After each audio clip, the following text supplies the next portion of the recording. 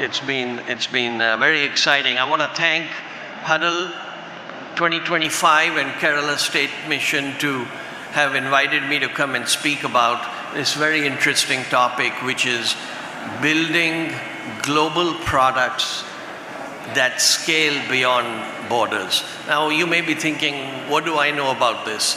I know a lot about this because for the last 35 years, that's what I've done. I have, as in my introduction, I've been a serial entrepreneur. I've worked for very, very large technology organizations like Oracle, Dell, Infor, Informatica, Salesforce, and have built businesses from the ground up that have spanned international borders. So let's dive into this. I'm of the firm opinion, if the why is strong enough, the how will come. What do I mean by that? You need to understand why you want to build a global product. And this is not just talking about technology-based products. This is any product. So all the things that I'm going to cover today are focused on tech, SaaS-based offerings, services, solutions, as well as your traditional digital or physical products. So the first thing is, what drives you to create a global product? Well, fundamentally speaking, people are different. Individuals are different, their tastes are different, their desires, their goals, their objectives are different, and you cannot have the same product that meets everybody's objectives. It's not possible. So that's why you want to build a product that is global so that you can capitalize on the large target addressable market, or TAM as we call it. The second thing is, when you build something, you've got to make sure that you reduce friction in the process. Now, what do I mean by that? Friction is when there are unnecessary bottlenecks for somebody to consume a solution, all right? I'll give you a small example. I flew in from Austin via Frankfurt, and then from Frankfurt to New Delhi, landed at around 2:30 in the morning at the New Delhi airport. Obviously, I was tired, and I wanted to call an Uber. I didn't have an India cell phone. I had a US cell phone. Now, in order for me to get onto the internet on my phone, I needed to either have a local India number, or I needed to get a coupon code for my US phone. Long story short, I didn't know where to get the coupon code. There was no easy way to do it. It took me a long time. Finally, I got to a place, a kiosk, to get a coupon code, put the coupon code, got the OTP on my US phone, used that to get a Uber. That whole process has a lot of friction in it. And there's opportunity to eliminate the friction by easily just having a download link where I click on it, get my code. I've already gone through immigration. There's no need for me to scan my passport again, and I'm away, and I have achieved my goal. So there's opportunity to improve the process, and you can do that by automating it, by enhancing the current model, by digitally transforming it, and the end goal is to delight your customer, whether it is a B2B customer or a B2C customer. The objective for all of you, entrepreneurs, startup founders, is how can you make an existing process better with the end objective of maximizing your lifetime value of your customer. So let's dive into that. And the key here is, why do people take action? They take action to avoid pain or to get a benefit. So keep that in mind, right? I like to tell people, do you have a broken arm or is it a sprained ankle? If you have a broken arm, you have to take quick action to solve that pain. If it's a sprained ankle, you can limp around for a while. So very important to understand that. Now, as I started with my topic, if the why is strong enough, the how will come. So hopefully we've addressed the why. Why build global products? Now the question is, okay, how do we do it? So the whole aspect is you first build a core foundation that is across the board, it is consistent. And then you add modifications on a modular basis to that to service the local variations of demand, okay? And this is very, very important. You don't want to reinvent the wheel every time you launch a product in a different market. When you have a modular approach, you can leverage the core foundation and then add on customization. Many companies have done this well. A lot of them have not. And I'll talk a little about that and give you some illustrations. The concept of configuration versus customization. I know there are many tech folks in the room, and you all know the difference. You can configure a system much more easily rather than customizing it. Whether it is an ERP system or a supply chain, be empathetic. People will forget what you say or do to them, but they will never forget how you made them feel. So put yourself in the customer's shoes and really understand what are they trying to do. Be empathetic and try to elevate the whole purchase process. Now, how do you do that? We are living in amazing times with the advent of AI and generative AI and agentic AI. Some people call this the fourth revolution with social, mobile, analytics, and cloud. It is a lot easier to have mass customization today than it was 5, 10, even 15, 20 years ago.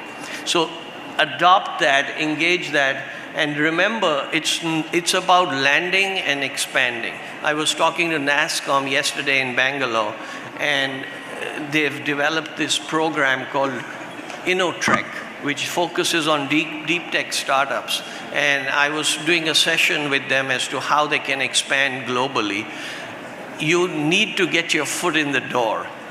And once you've got your foot in the door, whether you do that as a pilot or a POC or even as a free solution, then you can land and then you can expand.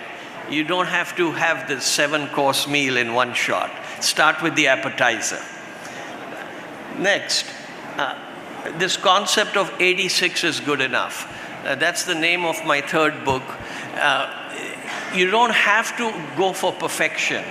The cost to move from 86 to 100 in many cases exceeds the benefit. In certain cases, yes, you have to go up to 100, but in most cases, 86 is good enough. And what I mean by that in the context of product development is, do not wait for the product to be 100% perfect, because by the time you do that, consumer demands will have changed and it will be too late. And that's the whole concept of agile development versus waterfall. Focus on the customer, do your pilots, get feedback, adapt, tweak, and keep moving forward. So remember, Rome was not built in a day, and this is a long-term game. It's not a sprint, it's a marathon. Captain Nair spoke about all it takes to be an astronaut. What an inspiring story. I was sitting there looking at what all an astronaut has to do and thinking that our jobs are so much simpler. So remember, the harder the battle, the sweeter the victory. Building a global product is not easy. You are going to face a lot of challenges, but think big. Let your imagination be the driving force. So we've talked about the why and we've talked about the how. Now, what's the next step? What is the call to action, right? Remember, folks, people buy emotionally and they justify their purchase decision logically. So don't only focus on the logic. Don't only focus on the bits and bytes and the hard facts. Address the emotion in the decision. The sizzle sells the steak. And I think that's an area of opportunity for a lot of us. Time is your most valuable product. You and me and everybody here has 24 hours in a day. Maximize your time, allocate it properly, and focus on the right opportunities. Not every opportunity is worth pursuing. Not every customer is worth getting. At times you have to fire your customer. I was talking to a startup yesterday and they said, well, Sal, it's easy for you to say that. You worked for very large organizations, but we are a small company and you're telling me if somebody wants to give us money, I should say no? Yes, because a difficult and a trying customer is going to take time away from you to do other things. So be judicious about that. Adapt, and adapt some more, right? Measure twice, cut once. You have to be very clear as to what is the problem you're solving. If you cannot explain that in 2 minutes, you got to go back to the drawing board and refine your messaging. And I know it's tough because as entrepreneurs, we want to do a lot. We want to make a product that solves everybody's situation. It won't happen. Identify a narrow focus, go deep rather than wide. Learn to dance in the rain. What do I mean by that? There are going to be a lot of tough times. You have to go back to the drawing board. People talked about persistence and passion. Very, very important. Life is not about eliminating the rain. It's learning how to dance in it, right? We all deserve to lead a more balanced, happier, and impactful life. At the end of the day, that's what you're striving for. You want to live, work, and lead with greater freedom, power, and peace of mind. That should be your driving force. Remember, folks, this is your responsibility, okay? You own it. So don't make excuses, don't blame the economy, the politicians, the customers. No. Focus on what you can control. Take ownership, take responsibility, and keep moving forward. That is what is required to build a global product at scale that spans borders and boundaries. So I think that's it. So thank you very much. I stayed on time. We have a minute left. If anybody has any questions, happy to take some. All right.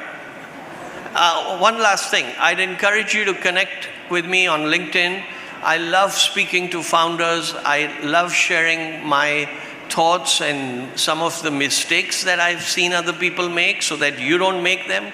So Sal, Celly, there's only one Sal, Celly. Feel free to reach out on LinkedIn, and thank you for your time, and thank you, Huddle 2025. Have a great conference.